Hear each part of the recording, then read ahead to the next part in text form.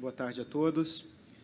Em primeiro lugar, gostaria de agradecer à Abrap pelo convite, dizer que é uma grande satisfação vir até aqui, conversar com todos vocês, fazermos aqui essa reflexão conjunta num momento tão importante, né, para a indústria e para todo o país, eu diria.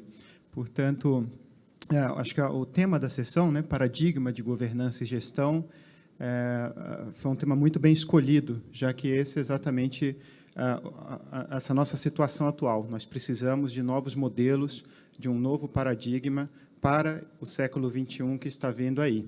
E, para iniciar, eu gostaria de fazer essa reflexão conjunta aqui com vocês, relembrando aí que esse é um momento de baixa credibilidade do ambiente empresarial como um todo perante a sociedade, principalmente no que tange às grandes organizações, as empresas de grande porte. E isso porque, naturalmente, todos nós temos sido aí, digamos, bombardeados, né, com notícias envolvendo diversas atitudes ilegais e antiéticas no ambiente empresarial, quase que diariamente. Então, aqui eu trouxe apenas para reaquecê-los algumas notícias que o cidadão comum tem recebido em relação a diferentes tipos de problemas empresariais, como, por exemplo, corrupção. Naturalmente, todos nós temos acompanhado aí a grande Operação Lava Jato, que de 2014 para cá, e eu acho que isso também é um sinal dos tempos, levou à prisão de mais de 10 presidentes dos maiores grupos privados brasileiros, o que seria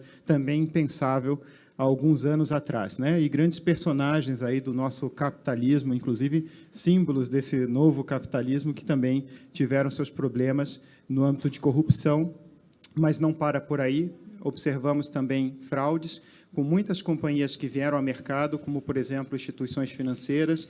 Eu não vou aqui entrar em detalhes em relação a nenhuma delas, né? Todos conhecem bem esses episódios, né? Diferentes aí, naturezas, inclusive o caso aí, né, do grupo das empresas X, enfim, diferentes problemas aí associados também a fraudes, evasão fiscal, essa enorme, colossal Operação Zelotes, que ainda está em andamento, envolvendo grandes grupos brasileiros que todos conhecem muito bem. E, por fim, não menos importante, diversos problemas de prejuízos ambientais que afetam a todos nós, as nossas vidas aí, diárias, dos nossos familiares, que também são resultados de decisões empresariais, né? Culminando no ano passado, no finalzinho aí do ano passado, com o maior escândalo ambiental brasileiro, que foi o colapso da barragem lá em Mariana, da Samarco, uma companhia controlada pela Vale, com a BHP. Pois bem, esse é o cenário aí no ambiente empresarial. E, trazendo aqui para o mundo das entidades fechadas de previdência complementar, nós precisamos também reconhecer que esse é um momento chave para fazermos uma reflexão sobre esta indústria, em virtude também de diversos episódios que todos conhecem muito bem e que vêm circulando aí nos últimos anos e principalmente nos últimos meses, né? Então, aqui são alguns exemplos só de notícias que tem que o leitor, né, se depara diariamente e que, na verdade, como todos também os senhores sabem, são notícias que prejudicam a cada um de nós, não só quem faz parte da indústria, mas a sociedade como um todo, porque essa indústria é muito importante, ela é fundamental para os investimentos de longo prazo que nosso país tanto carece. Então, a vinculação dessas notícias gera aí, obviamente, um problema reputacional para o sistema como um todo. Não é como algumas outras indústrias que algumas empresas perdem, outras ganham o mercado. Na verdade, é que o mercado se reduz, todos acabam sofrendo as consequências, né, desses episódios. E, portanto, este é um momento crítico, esse não é um momento assim de opção, né? Acho que quando a gente fala, por exemplo, sobre gestão de crises, a primeira etapa numa gestão de crise é reconhecer que o problema existe, né? Cair a ficha. E a segunda é o que fazer a respeito, né? Então, analisando todos esses episódios, é possível estabelecer aí 3 conclusões principais, que são as 3 mensagens que eu trouxe aqui para vocês.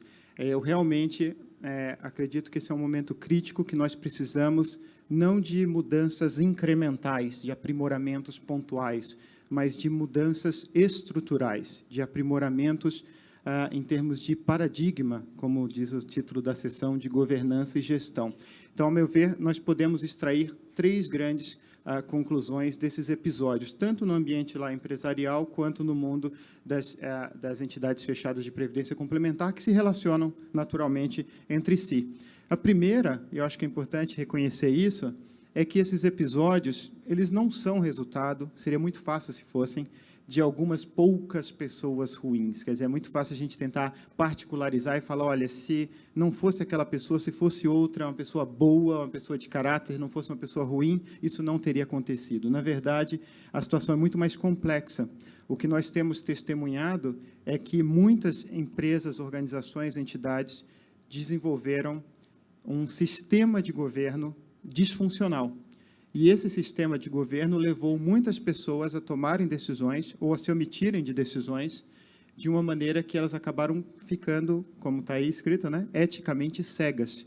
Então, eu não tenho dúvida que muitas pessoas achavam que estavam fazendo a coisa, se não certa, pelo menos justificável, ou algo que poderia ser racionalizado, enquanto outras também, dentro dessas organizações, não quiseram ver muitas coisas. E aí existe o conceito da cegueira motivada, né?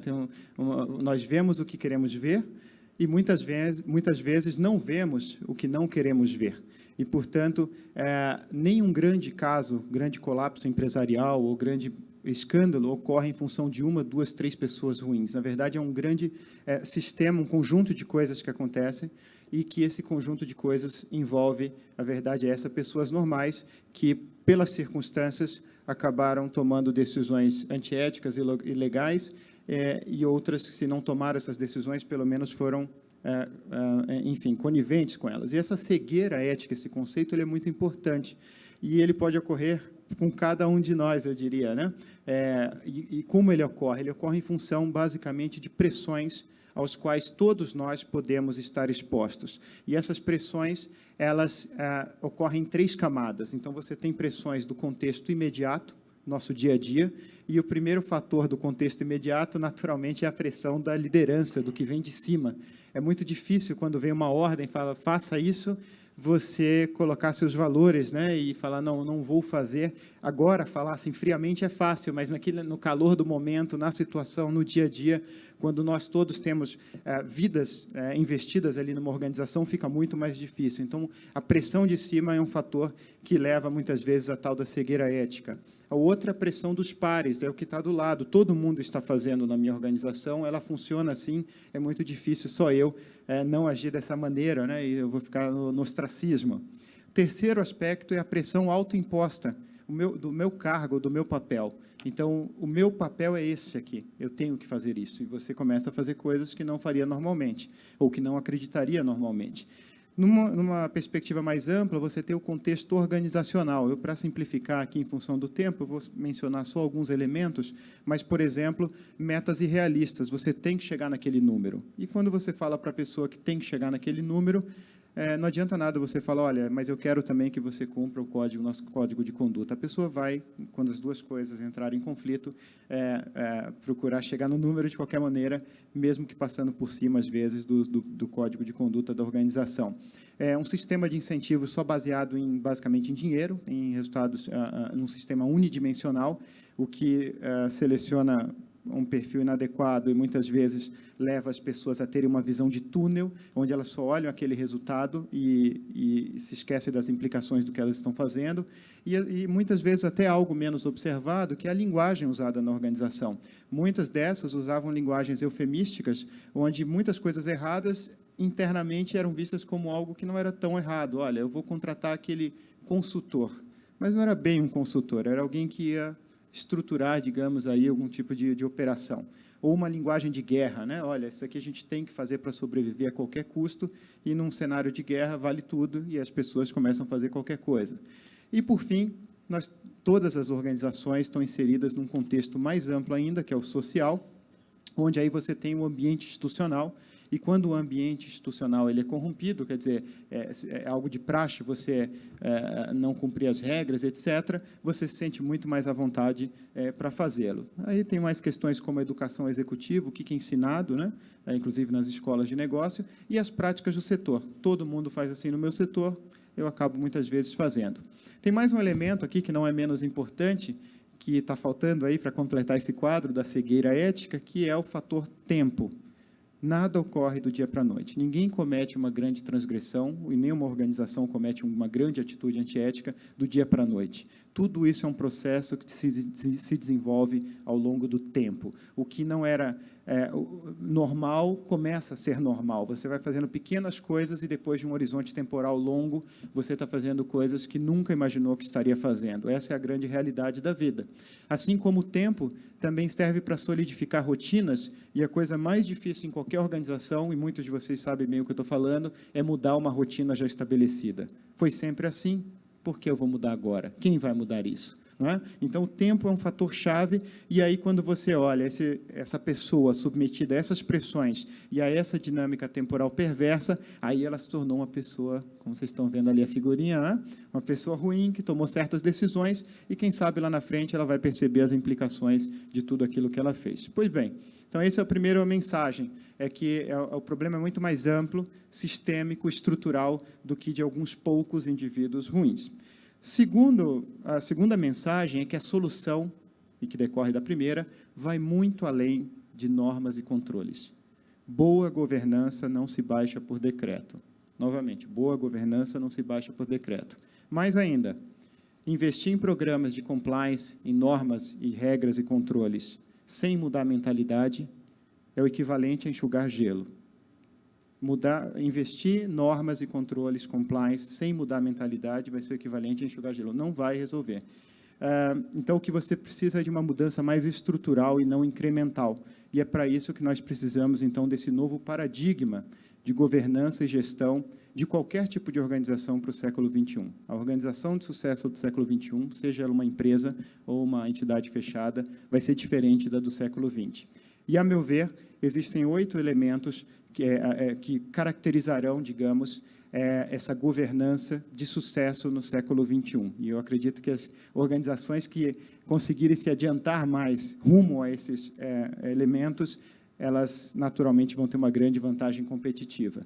Primeiro, mais importante de todos, provavelmente, é a ideia do propósito. Então, toda organização ela só tem sucesso no longo prazo se ela tiver por trás uma causa maior, um propósito maior, e se as pessoas acreditarem nesse propósito e nessa causa, e todos se sentirem energizados com base nisso. Se não tiver isso, as pessoas vão se desmotivando, se desenergizando ao longo do tempo.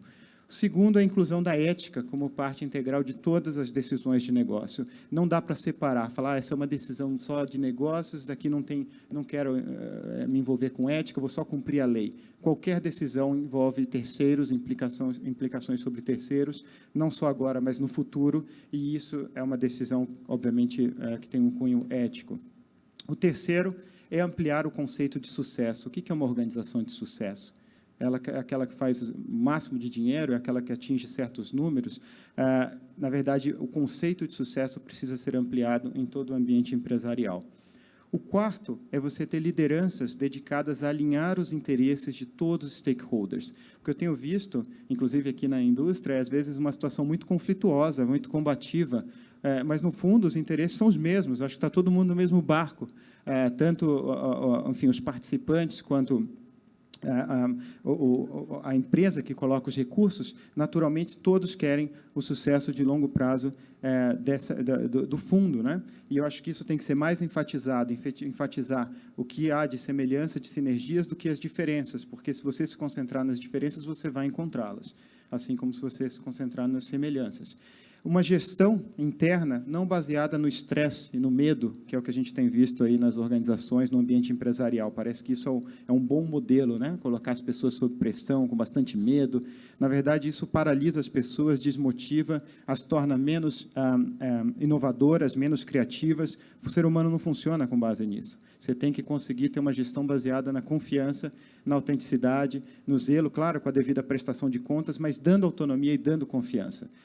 Não adianta adianta nada querer colocar 1000 etapas para tomar qualquer decisão, fazer qualquer coisa. Isso não vai resolver. O comprometimento com o desempenho baseado em princípios, o como o desempenho é alcançado é tão importante quanto o resultado final. Então, não adianta só chegar no número, mas como você chegou nesse número. Tem uma cultura interna muito mais de cooperação e de solidariedade, o que é o contrário do que tem sido vendido, né, que é a ideia de competição a qualquer custo, inclusive internamente. E, por fim, a ideia, obviamente, da transparência, de você gerar mais credibilidade no sistema, mostrando exatamente o que ele é e quais têm sido as implicações deles, do sistema, sobre terceiros. Por fim, terceira mensagem final, tenho meus 5 últimos minutos aqui, é que esse novo paradigma, para ele acontecer, ele depende de 2 coisas, liderança e cultura. Então, hoje não dá para avançar mais só em governança, que são políticas, procedimentos, práticas, regras, sem avançar também em liderança e cultura. É um tripé.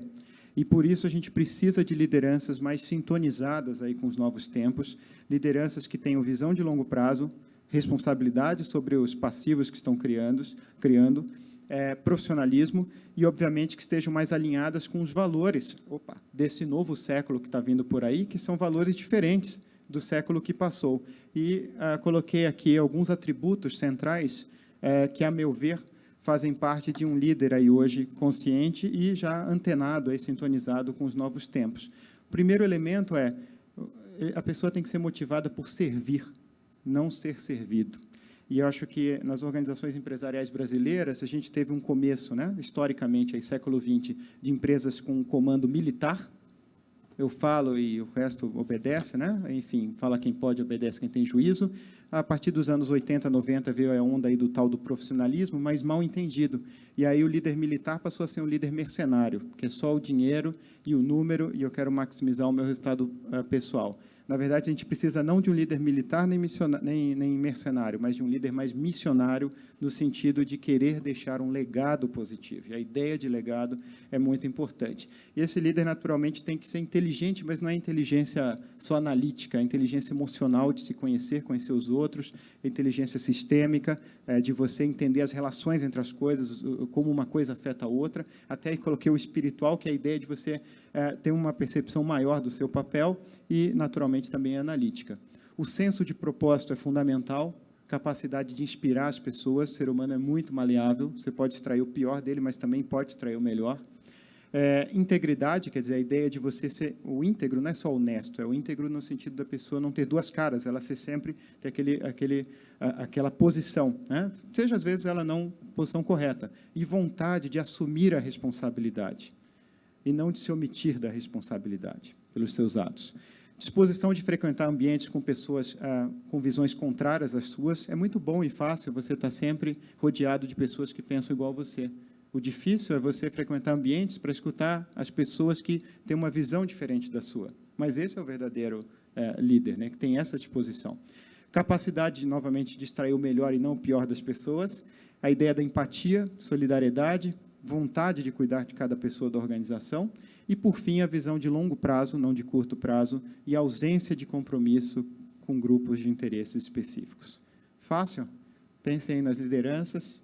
Vamos fazer a nossa autoavaliação, mas, a meu ver, eu segui o caminho, tem que ser esse.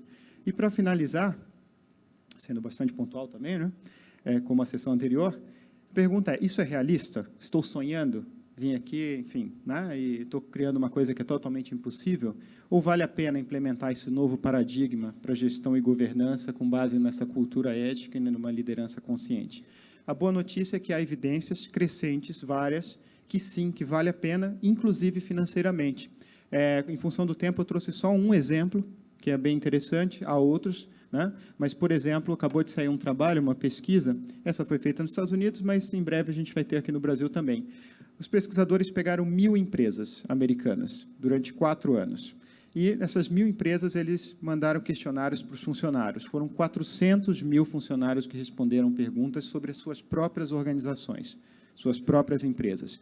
E havia diversas perguntas lá, né? Olha, você concorda com isso, não concorda com isso? Resultado, para resumir bastante aqui a nossa história. 2 questões, o grau de concordância dos funcionários em relação a 2 questões apenas sobre integridade foi um fortíssimo preditor do desempenho futuro da empresa. Em outras palavras, quanto mais as pessoas concordaram, os funcionários da própria empresa, com duas questões, melhor foi o desempenho da empresa nos anos seguintes, não naquele ano, nos anos seguintes, é um preditor. Quais foram as questões? Deixei aqui no original. A primeira é bastante simples. O que o pessoal lá de cima diz é o que eles fazem. O que a gestão diz é o que eles fazem. E a segunda, a administração é honesta e ética nas suas práticas de negócio. Quanto mais os funcionários concordaram com essas duas perguntas, mais essas empresas tiveram valor de mercado aumentado depois, rentabilidade, melhores relações com os funcionários e maior atratividade para candidatos. Mais gente queria trabalhar nessas organizações. Então, duas questões simples foram suficientes para prever o desempenho futuro dessas 1.000 empresas dessa amostra, que eu achei um resultado particularmente fantástico. Para concluir, então, a adoção desse novo paradigma da governança, que é alicerçado num propósito mais elevado, numa cultura que extrai o melhor das pessoas e nessa liderança consciente, é que vai permitir aos fundos de pensão não só um desempenho melhor, mas, inclusive, mais ético, e também vai permitir que eles deem um exemplo para as suas companhias investidas, gerando aí um círculo virtuoso.